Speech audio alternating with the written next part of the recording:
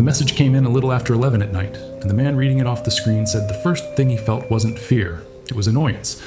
A weather system was moving up the Katina Valley, the light was going, and a satellite SOS had just dropped into the dispatch queue with a set of coordinates attached and almost nothing else. No text, no name he could match right away. Just the little red flag that the device throws when someone presses the button and holds it. The button you're told never to press unless you mean it. He went over the coordinates twice. He knew that country. He'd flown over it, walked pieces of it, pulled people out of it before. And he told me that the strange thing, the thing he keeps going back to, is that even then, before any of it, something about the numbers bothered him. Not because they were wrong, because they were so exact. People in trouble are rarely exact. And these were. My name is Ryan. Before I take you the rest of the way in, tell me something. Don't whistle. Where are you listening from right now? Leave it in the comments. I look through them, and it does something for me to know where all of you are while I'm sitting here in the dark with a story like this one. And while you're down there, have you ever been somewhere so quiet, so far from everything, that the quiet itself started to feel like it was paying attention to you? If you have, I'd like to hear it. This happened in Alaska, in the Wrangell St. Elias backcountry, east of Glen Allen, in that enormous stretch of nothing that most people only ever see from an airplane window. It happened in autumn, a few years back. I'm being deliberately loose with the year, and you'll understand why by the end. And most of what I'm going to tell you, I got from one man who was on the rescue team that went in. He didn't want to be recorded. He talked to me anyway, once, for a long time, and then he never wanted to talk about it again. If a story like this one is the kind of thing that stays with you, I put together something you should know about. It's an audiobook. It's called What the Mountain Keeps. 10 cases out of the Appalachians, closed by the law with the wrong word on the file, spread across 5 states in 62 years, 8 hours of it. The link is in the description and pinned to the top of the comments. Go look after this. For now, stay with me. Let me tell you how a call like this is supposed to go, so you understand what it means when it doesn't go that way. A satellite messenger sends an SOS. It routes through a monitoring center somewhere in the lower 48, and the center works a chain. They try to reach the device, they try to reach the emergency contacts the owner listed when they registered it, and they notify the authority responsible for that ground. In this part of Alaska, that means the troopers, and the troopers lean on a small pool of people who do search and rescue out there because there is nobody else within 100 miles who can. Volunteers, mostly. Pilots, a couple of paramedics, men and women who guide in the summer and plow in the winter and have all at one time or another gone out into that country to bring somebody home. The man I talked to had been doing it for 11 years. I'll call him Ray, because that isn't his name. The coordinates put the signal up in the high country between the Kittistone and Skolai passes, in the neighborhood of the route people call the Goat Trail. If you've never heard of it, that's the point of it. It's a thread of a path across scree and river bar and ledge, cut originally by animals and then by people following animals, and it runs through some of the most remote walkable ground on the continent. You don't drive there. There's no trailhead. Air taxis out of McCarthy drop hikers on a gravel bar or a pass and pick them up days later on another one, and in between, you are as alone as a person can be and still be on Earth. The monitoring center had gotten a name off the device registration, and through it, a booking. 6 hikers. A private group, dropped 4 days earlier by one of the flight operations that works out of McCarthy, scheduled for a pickup that was still 3 days out. 6 adults, all of them in their 20s and 30s, all of them, by the paperwork, experienced. They'd filed an itinerary, the way the good ones do. They had the device. They'd done everything right. Ray said that's the part nobody talks about afterward, that they'd done everything right because it doesn't fit the story people want, which is that somebody was careless. The first problem was the sky. By the time the SOS worked its way through the chain and the troopers made their calls and Ray's phone lit up on the nightstand, the weather that had been sitting down the valley had climbed up into the passes, and you do not fly into the Kittistone at night in weather. So there was a wait. He hated the wait. He told me he sat in his kitchen with the coordinates written on the back of a fuel receipt and a cup of coffee going cold, and he did the thing you're not supposed to do, which is imagine. 6 people, 1 button, held down. While he waited, the chain kept working the way it's built to. The monitoring center had reached the device's listed emergency contacts back in the lower 48. A mother in one case, a partner in another. And those were the calls Ray thought about, the ones happening in kitchens 2,000 miles away at the same hour he was sitting in his own. The contacts confirmed the trip was real. 6 friends, a route they'd talked about for a year, a group that texted a photo from the gravel bar the day they were dropped, all of them grinning under their packs, and then nothing, which was expected, because there is no signal out there. That's the whole point of the device. The last ordinary contact anyone had from any of them was that photo. After that, silence, which meant nothing until the button. The center had also tried the device itself over and over, sending messages down to it. Are you injured? How many? What do you need? The standard triage a monitoring service runs to size a response before anyone leaves the ground. And the device had answered, at first, in a way that Ray only saw the full shape of later when he went through the log end to end. The early replies were short and calm and made sense. Then they stopped making sense. Then they stopped being answers to the questions at all. He said, reading that log in order was like watching a light in a window get further and further away while you stand still. Nothing about the individual messages was alarming. It was the drift of them, from a person managing a bad situation to a person who was no longer managing anything, that told him, before he ever flew, that this was going to be one of the ones he didn't get to fix. And there was one more thing in that log he had no name for then, and isn't sure he has one now. The device hadn't only sent messages through the night, it had sent positions with them, a handful of fixes as the group moved. And when Ray finally plotted those fixes in order, they didn't scatter the way lost people scatter, that random staggering back and forth of the disoriented. They walked a line, up and east, one after another, steady and straight, each new one farther along than the last, as if the whole route had been drawn out ahead of the group and they were only following it down. He didn't think anything of it at the time. There was no time to. He thinks about it now. They flew at first light, 2 aircraft, a Super Cub and a bigger ship, a de Havilland Beaver, the workhorses of that country, carrying all told 5 of them and their gear. The plan was simple. Get eyes on the coordinates, put people on the ground at the nearest bar the planes could use, walk in the rest, assess, extract. Ray was in the Beaver. He said the flight in was the most ordinary part of the whole thing, and he means that as a warning, not a comfort. Fog burning off the river, the passes opening up ahead of them, gray and gold and enormous, a herd of dull sheep on a slope like grains of rice. Everything exactly as it should be. He remembers thinking they'd have somebody's daughter warmed up and joking within the hour, because that's usually how it goes. Most rescues are cold and scared people who are more embarrassed than hurt. He talked to the flight operator before they went up, the outfit out of McCarthy that had dropped the group 4 days earlier. The pilot who'd flown them in was a man Ray knew a little, the way everyone in that country knows everyone, and the pilot had nothing strange to report, which is its own kind of detail. He'd dropped them on a bar the way he'd dropped 100 parties, watched them shoulder their loads and start up the valley. Waggled his wings, gone home. Fit, organized, unhurried. One of them had a bad knee wrapped and joked about it. They'd carried a paper map as backup to the electronics, which the pilot noticed and approved of, because most people don't anymore. Nothing about them said the word doomed. That's the part that Ray keeps, that there was no omen, no bad feeling, no story the pilot could tell afterward where he said he'd known. He hadn't known. Nobody had known. They were just 6 competent people walking into big country on a blue afternoon, and 4 days later one of them held down a button. The terrain below the aircraft on the way in is worth understanding, because it explains some of what came after, and it refuses to explain the rest. This is not forest you can hide a body in easily. Up high, it's open. Scree, tundra bench, river bar, bare rock, the kind of ground where distance and scale fool you, but concealment is hard, where a dropped glove is a problem for a search because everything is huge, not because there's cover. Down low, there's brush along the water, alder and willow thick enough to swallow you, but the coordinates were high and open. Ray flew in over ground where you can see a long way, and that's exactly why the empty shelf hit him the way it did. They came up on the coordinates from the west. And here's the first thing that was wrong, the first small thing that never left him. There was no one there. Now, you have to understand what that means in that country. The device had reported a fixed position, not a rough area, a point refined over minutes while the button was held. Satellite messengers in open sky, up high, away from canyon walls, are good to within a stone's throw. And the point it gave was a shelf of open ground above a bend in the creek, the kind of flat, dry, defensible spot where a smart group would camp. Wide open, nowhere to miss a tent, nowhere to miss 6 people and their packs and the color of modern gear, which in that landscape screams at you, oranges and limes and reds you can see from a mile up. There was nothing. No tents, no packs, no people, no fire ring, no flattened grass where tents had stood, no scatter of gear, no trash, no cache. Ray said they circled it 3 times, dropping lower each pass, all of them on the intercom saying the same thing in different words, which was, "We have the right spot, we have the right spot, where are they?" The GPS in the aircraft and the coordinates on the fuel receipt agreed to the last digit. This was the place the signal came from, and the place was empty. They put down on a bar a quarter-mile below, and Ray walked up to the shelf with 2 others while the planes lifted off to hold and search from the air. And on the ground, it was worse, because on the ground, you could see there had never been anyone there at all. He knows what a camp leaves. He knows what a person leaves after a single night.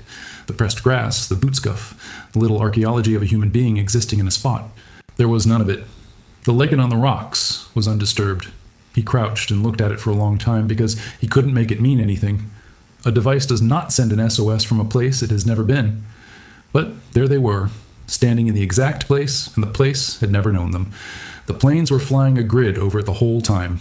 This is the ordinary machinery of a search. Expanding boxes, overlapping passes, someone in each aircraft glued to the ground with binoculars calling out anything that isn't rock. And the calls that came back over the radio were all negatives. No color, no tint, no smoke, no reflection, no movement. They pushed the grid out a mile, then two. Along the obvious lines a group would travel, up valley and down, and it stayed empty. Ray remembers a moment when the beaver came low over the shelf on a pass, and he waved up at it, standing right on the coordinates, and the spotter in the plane radioed down that from the air he could see Ray and the two with him perfectly, 3 bright dots on the tundra, and that this only made it worse, because it proved the obvious thing, that if 6 people in their camp had been on that shelf, the aircraft would have seen them the instant they arrived, the way it saw the 3 rescuers now. There was no version of events where the group had been there and been missed. The place hadn't hidden them. The place had never held them. He tried the reasonable explanations, and I'll give them to you because he gave them to me.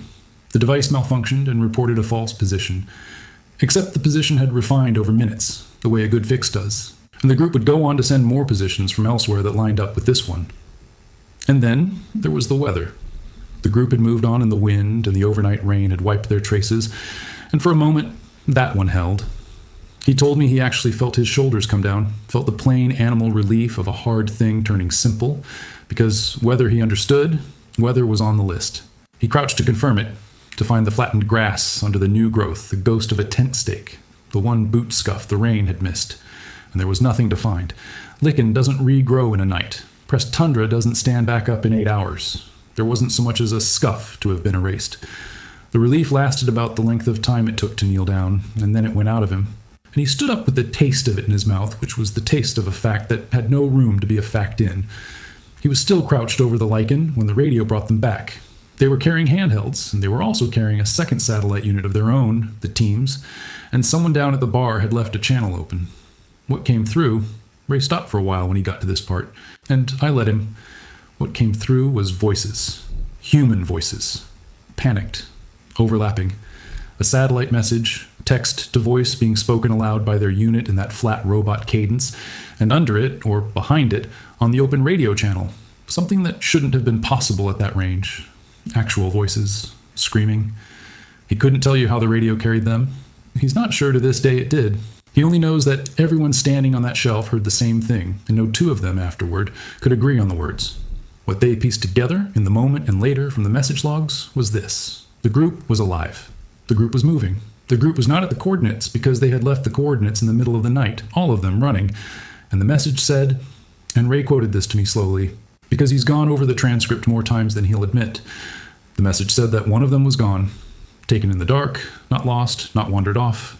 The word in the log was dragged, and that the rest of them had run and were still running and were sending a new position, and please come. A new set of coordinates came through on the team's unit, farther up the pass, east and higher, and away. The same bearing as everything else in that log. The same line Ray had watched march up his own map an hour before. Ray told me that this was the moment the whole thing turned over inside him, and I've thought about the way he described it a lot. He said up to then it had been a puzzle, a strange, cold, wrong puzzle, but a puzzle, and he's good at puzzles, that's the job. And in the space of one radio call, it stopped being a puzzle and became something he had no shape for. Because a person can pack up a camp and move it and leave no trace, maybe, if you squint. A person cannot unhappen. And the empty shelf and the screaming didn't fit together in any world he understood. He said he stood there with his own heart going, and he made the decision that he still isn't sure was the right one, which was, we go. New coordinates. We go now. The planes couldn't help them the way they wanted. The new point was up in terrain the aircraft couldn't land near, a broken bench above the creek, all talus and drop, an hour and a half of hard walking from the bar. They radioed the situation out to the troopers, who told them what protocol tells everyone in that situation, which is to consolidate, to hold, to wait for daylight and resources and a clearer picture. And here is the thing about people who do this work that you should sit with. They went anyway, not because they're cowboys, because there were people up there screaming and one of them was already gone. And the arithmetic of that is very simple when you're the one standing in it. Ray and 2 others shouldered light packs and started up. The planes worked the air. The rest held the bar. The walk up is where the sound started to come from the wrong places. I asked him about that specifically because the version of this that reached me, and things like this do reach me, that's how I find them, made a lot of the mountain going silent, and I wanted to know if that was real or somebody dressing it up. He said it wasn't silence. That's the thing he wanted me to get right. The country was as full of its ordinary sounds as ever. The creek, the wind, his own boots working the scree. They were just coming from the wrong places. The creek was the one that stayed with him. It sounded like it was above them, running somewhere up the slope over their heads, when the creek was below them, down in the gorge, where a creek is. He'd stop and orient on it, and it would be wrong again. The water always up and to the side, always where no water was. He told himself it was the terrain, the way sound folds and throws itself around in those rock bowls, an echo off a wall. Probably it was. He is a careful man, and he offered me that, twice, unprompted. But it stayed wrong the whole way up. 3 experienced people climbing hard toward a radio that had gone quiet, and the water running somewhere over their heads the entire time, in a direction the ground could not account for. They reached the second point, a little before noon. I've gone over how to tell you this next part, because it's the part that turns the story, and I don't want to reach for it, I don't want to perform it. I'm just going to tell you what he told me. There was a foot. On a flat rock, near the lip of the bench, in the open, there was a human foot, and a boot beside it, a few feet off, unlaced. The lace is loose and splayed, the tongue eased open, the boot sitting upright on the stone exactly the way it sits when a person bends down at the end of a long day, works the knot, and slides it off a sore foot to rest. That was the thing Ray could not get past. Not the foot, the boot. Somebody had taken that boot off, sat down or bent down and calmly unlaced it in that place at some point in that night, and set it upright on a rock. The foot itself he could almost hold at arm's length, the way the job teaches you to hold the worst things. He used the word clean and then took it back, because clean means someone cleaned it, and he only meant it wasn't a mess. It hadn't been cut. There was no straightness to it, no blade line. He said it looked separated at the joint, the way a thing comes apart when something with more patience and more strength than a body can argue with takes hold and pulls slowly until the body gives, and then is gone and takes the rest. He has spent his working life learning exactly how bodies come apart and why. He looked at that foot for a long time, and then he kept coming back to the boot, because the foot was at least a kind of violence, and violence he knew. The boot was something else. The boot was calm, because that was the other thing. The rest of the person wasn't there. 1 foot, 1 boot on a rock in the open, and no body, no blood trail worth the name, no drag furrow leading off into the brush. Just the foot, sitting in the daylight like something set down and forgotten. And there were tracks. This is the detail that Ray came back to more than any other, and I want you to hold it, because I think it's the true center of the whole thing, the piece that broke him. There were boot prints all over that bench, modern lug soles, 6 or 7 different tread patterns, chaotic, deep, overlapping, the tracks of people who had not walked across that ground, but fled across it. He could read it like a page. He could see where they'd bunched and where they'd scattered and where one of them had gone down and gotten up. He could see the direction they'd run, up and east, the way the new coordinates already pointed. And around all of it, over all of it, under all of it, there was not one single track of anything else. No paw, no pad, no claw, no hoof, nothing. 6 terrified people had run for their lives across soft ground from something, and the something had left no mark on the earth at all. And there was the direction. Every print ran the one way, up and east, the same bearing the device had been sending all night, the same line he'd watched march up his map. Every step of the flight went toward the next point their own coordinates had already marked. He stood there and reached for the explanations anyway, the way you do. A bird, something that comes from the air and leaves no print on the ground. It died before he finished it. The ground had taken the hiker's prints beautifully. It simply hadn't taken anything else's. And there was still the boot, unlaced, sitting there, which no explanation he owned would touch. The radio had gone silent by then. The satellite unit had stopped bringing them voices. The last thing on the log from the group was the second set of coordinates. Another point, farther up and east, past where they now stood, the next place they were being sent. And after it, one more message, 5 words, that had come in while they were still climbing, and that he did not tell me about until very late in our conversation, when I think he'd forgotten he wasn't going to. The message said, "It doesn't come from the ground. That's all. It doesn't come from the ground." And then nothing. They photographed the foot and the boot. Because that's what you do. You document. You preserve the scene. Some part of you goes cold and clinical because the alternative is worse. And then they faced the decision again, and it was harder this time. Because now they knew. Now they'd seen. The troopers on the radio were no longer telling them to hold. They were telling them to come out, all of them immediately, that this was no longer a rescue, that a coroner and law enforcement would stage in, and that Ray and his people were to protect themselves and withdraw. And Ray understood that.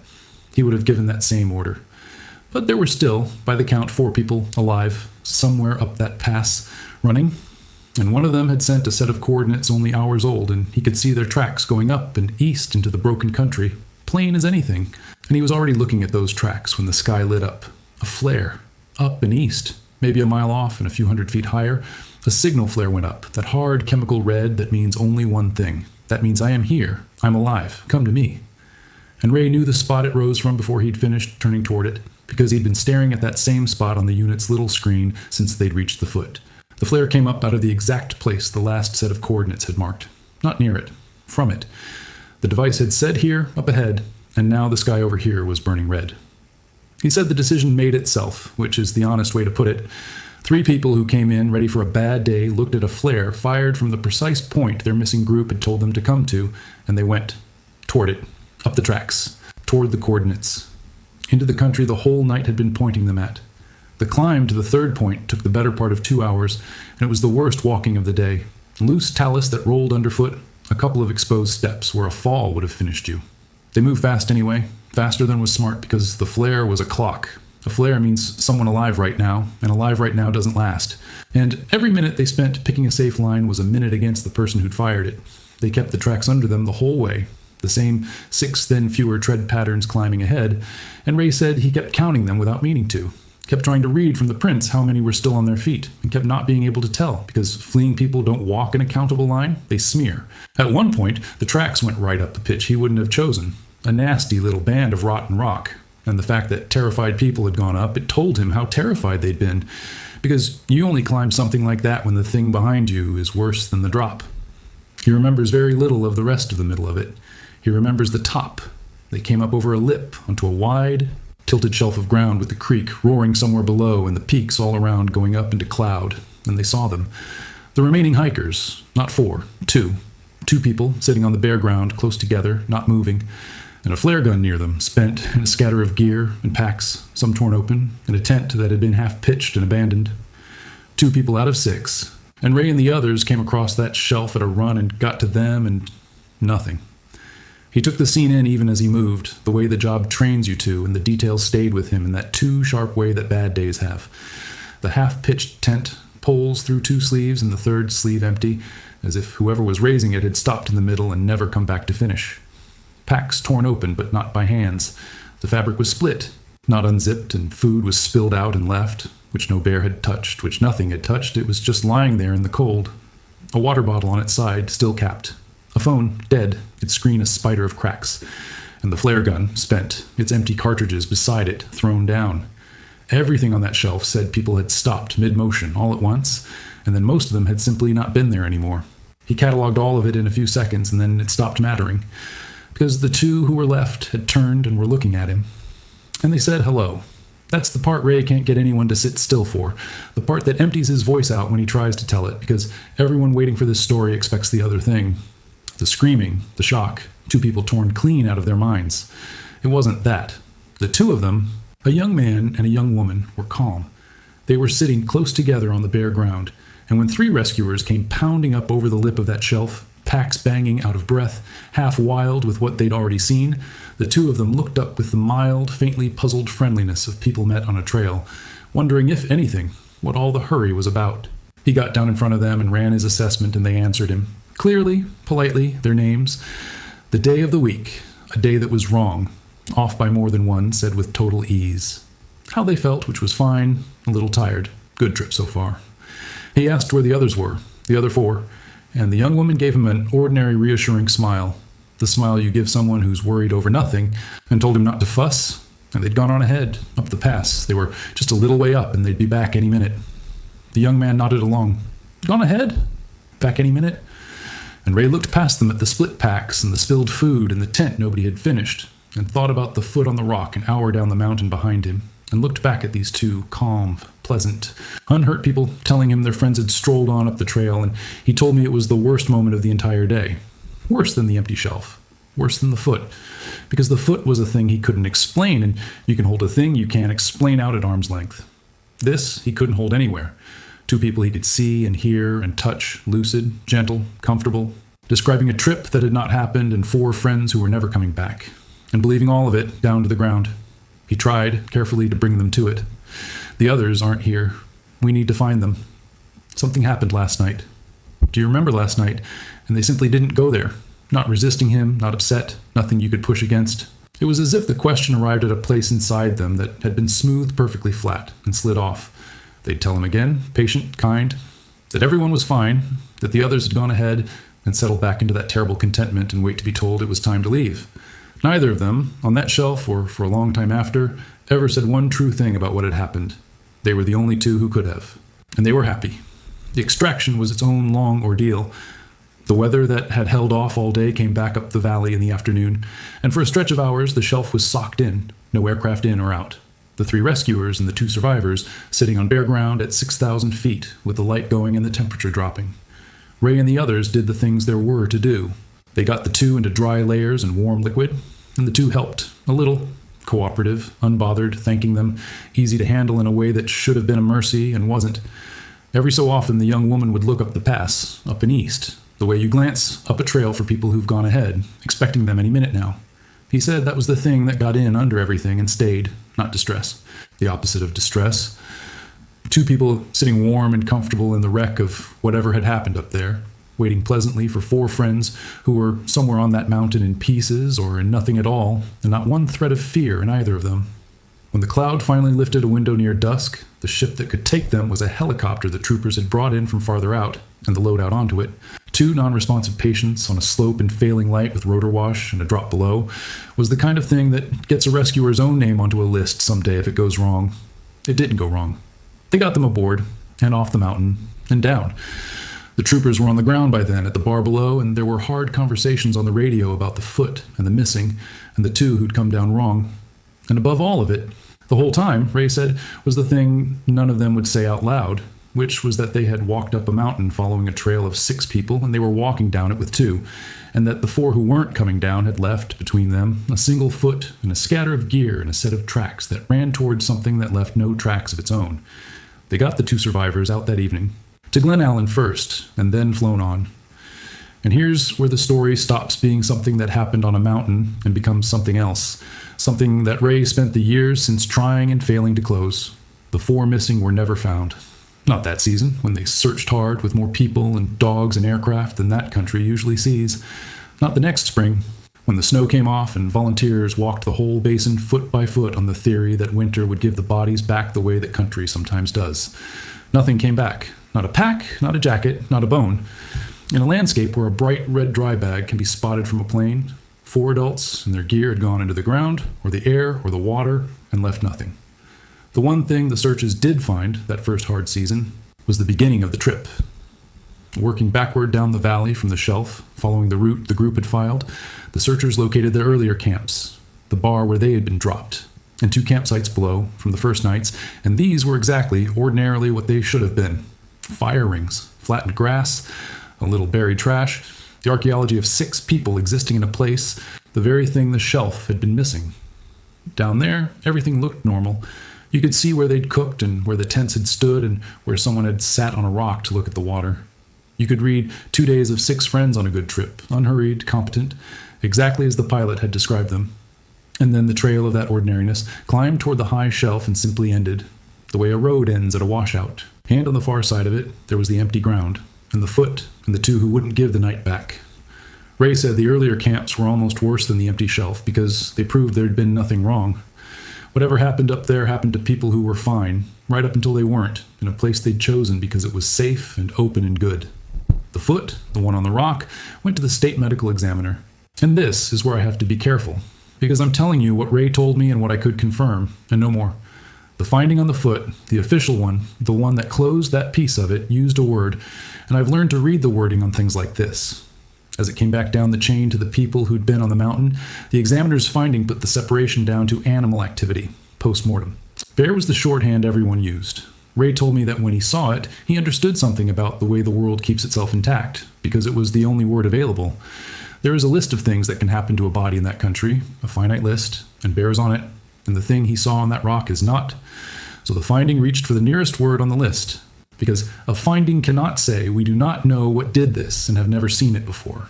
It has to close. So it closed. And Ray, who saw it, who has seen exactly what a bear does, will tell you quietly that the word on the file is the wrong word and that he has nothing better to put in its place. That's the whole problem. Not that anyone lied on the form, that there was no true thing anyone could have written on it. The two survivors. I asked about them, of course. Ray didn't know everything. Privacy, distance, the years. But he knew some, and he'd kept track the way you keep track of people you carried down a mountain.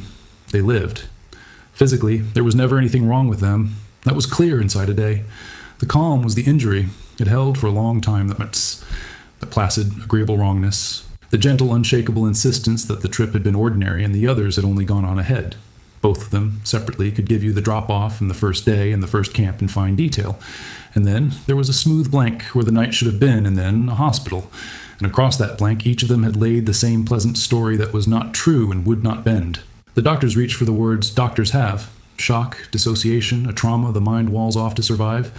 And those are true words, and Ray doesn't argue with them. He only says they were the nearest words, not the right ones, and that nobody who wasn't on that shelf will ever feel the size of the difference. It was a very long time before anything cracked the calm at all. And when something finally did, this reached him secondhand. The way these things do. One sentence a survivor said once to a counselor and never again. It wasn't a description of the thing, or the night, or the others. It was quieter than that, and worse. The survivor said, we kept sending where we were, so it would know where to find us. It was the young woman who said it, the one who, up on the shelf, had kept looking up the pass, up and east, for friends who had gone on ahead. When the sentence finally reached Ray, all those years later, he understood he'd already watched her say it once before, without words, in the one direction she kept turning to look. I've thought about that sentence more than I want to admit. Because a satellite SOS is a good thing, a life-saving thing. You press it, and you send your coordinates, so the people who love you and the people who save strangers can find you. That's the whole design. You send where you are so help can come.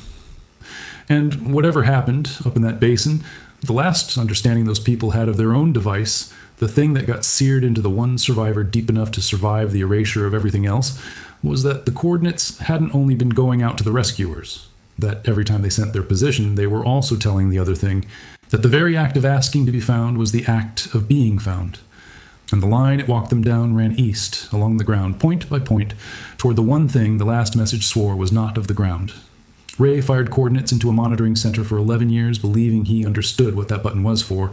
And now, he told me, every time he watches a new SOS drop into the queue, some part of him goes back to a shelf in the dark and 6 people who did everything right, and a button that was only ever supposed to mean that help was on its way. Here's what I could stand up, and it isn't much, and I'll tell you where it goes thin. There was a search and rescue operation in that country in the autumn, in the years I'm being vague about. The troopers logged it. A party overdue and then in distress, a multi-agency response. 4 presumed dead and never recovered. 2 survivors extracted. The recovered remains, that's the phrase in the summary I saw, recovered remains, were logged as consistent with the terrain and with the hazards of a rescue in country like that. The file is closed. Nowhere in anything I could reach is there a word for what Ray saw on that rock, because there is no such word, and a file cannot be built out of an absence. The one document that tells the most is the message log, and I spent a long time with the parts of it Ray could describe, because a log has timestamps, and timestamps are the closest thing to truth a case like this ever gives you. Laid out in order, it makes a shape, and the shape is the whole story if you're willing to look straight at it. The SOS comes in a little after 11 at night, held down, the position refining. For the next hour or so, the replies to the monitoring center are calm. A count, a mention of an injury, the short, sober answers of people running their own emergency and expecting to be fine by morning. Then a gap. Then, deep in the night, the message with the word dragged in it, and with it, a new position. A point farther up the pass. The point that would turn out to be the bench with the foot on it. Then, near dawn, a second new position. Farther up and east again, the next place. The one the flare would rise from. Then 5 words. And then the log stops. Mid-morning. That's the timestamp Ray laid his finger on a printout, over the phone, as if I could see it. The log stops in the morning, and his team didn't reach anybody until well into the afternoon. Hours. For hours after the device went quiet, somebody was still alive up there. The flares came in the afternoon, fired long after the last word was ever sent. So the sending and the dying weren't the same event. The messages stopped, and then the people went on, moving, climbing, firing signals into the sky, for hours in silence without the device. And every position in that log, from the first fix to the last, sits on one straight line. Up and east, each point farther along than the one before, like a set of directions handed over one at a time, each new coordinate telling the rescuers and telling whatever else was out there listening exactly where to come next. Ray has one question he's carried since, and he has never once set it down, and I'm going to give it to you the way he gave it to me and then leave it alone, because he did. The device went quiet with its owner still alive. So, did they stop sending because they no longer could? Or because somewhere in that last hour before dawn, they finally understood what the sending was doing? And the last clear thing left to do, the one act of mercy still in their hands, was to stop telling it where they were? I could not reach the two survivors. I tried, the way I always try, quietly, without pushing. One I could not locate at all.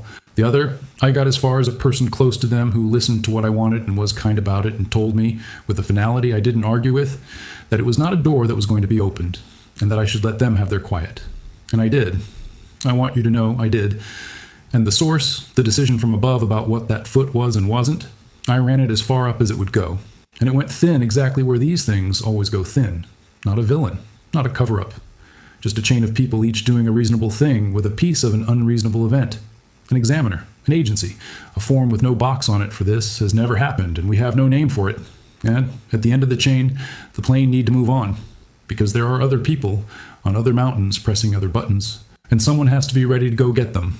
Ray still goes. That's the part I keep coming back to.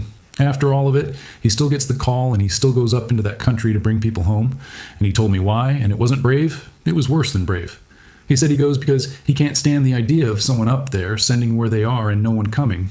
He knows now what he didn't know before, which is that coming isn't always enough, that sometimes you reach the exact coordinates and there's no one there, and sometimes there's a foot on a rock and a set of tracks running from nothing, and sometimes you carry down two people who will never be able to tell you what took the other four. He knows all that now, and he still goes. He said the mountain didn't take that from him. It took a lot. It didn't take that. I'm going to leave the rest of it where it is, unfinished, because that's where it actually is.